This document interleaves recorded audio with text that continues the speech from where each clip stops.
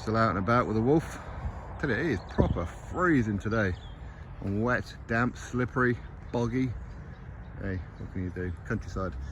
I'm sure some of you have heard Eddie Hearn mentioning a couple of names for Anthony Joshua's next potential fight, which they're looking towards the end of December, maybe at some point in January, because apparently the Deontay Wilder fight isn't possible as of right now until maybe a March, April kind of time. For reasons I don't know, I can only presume finances, site fees, whatever else. Obviously you can't do it at Wembley this time of the year because, again, have a look, it's freezing cold and it rains a lot. And there's no roof on at Wembley, which is weird, isn't it? You know, the National Stadium, they should at least fit a roof on. So anyway, the opponents that Eddie Hearn has mentioned are the likes of Filip Hrgovic. He's the IBF mandatory, of course, so that would be a good move. Then you've got Agit Kabayel. That name surprised me when he mentioned it, but of course when you really think about it, Agit Kabayel, listen, he's undefeated and he is the European moonwalk, and Agit Kabayel, he is the European heavyweight champion, a belt that Joshua's never won. It's one of the very few that he's never won. He's never won the European title or the WBC. So that will be a belt that, should he beat Kabayel, which I imagine he would, then yeah, why not? I can certainly see that point.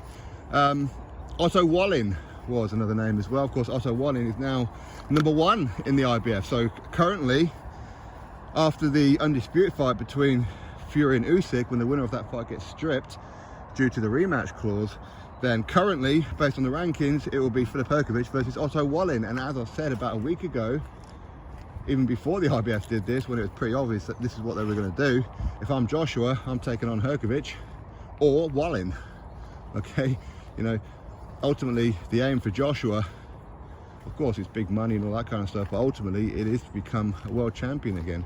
When you've got a belt around your waist, the World Heavyweight Championship, money comes a lot easier, doesn't it?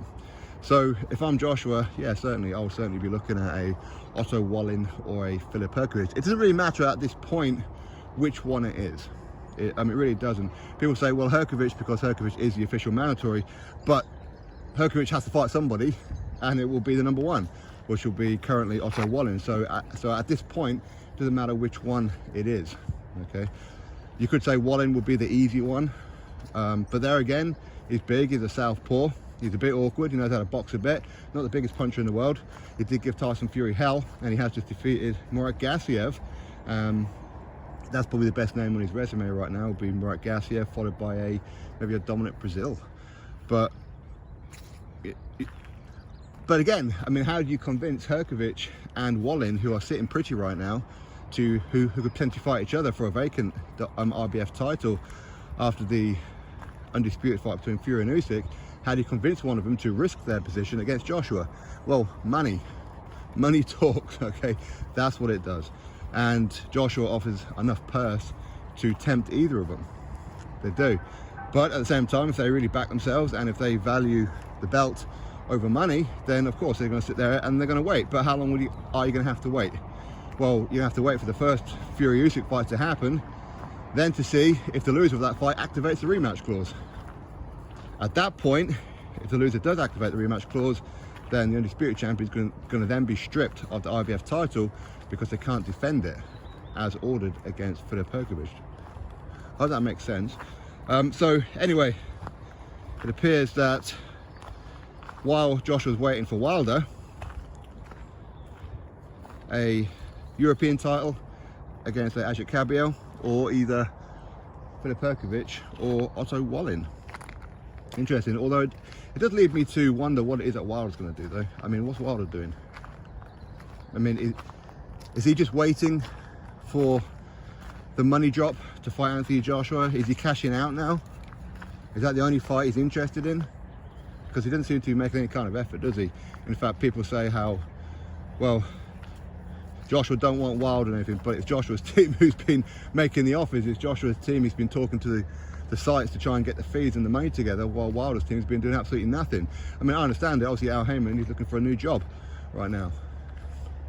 Hey, it is what it is. But Anyway, I think any of those opponents, Kabayel, I understand it, because Joshua's never won the European title before, so from that perspective I understand it. If it wasn't for the European title, I'd be going, behave yourself. I would. But again, if we were to go after a Wallin or a Hrgovic, again, I understand it. And people would watch those fights, they would. So there you have it. What's your thoughts on it all? Have a great day. Catch you next video. Subscribe.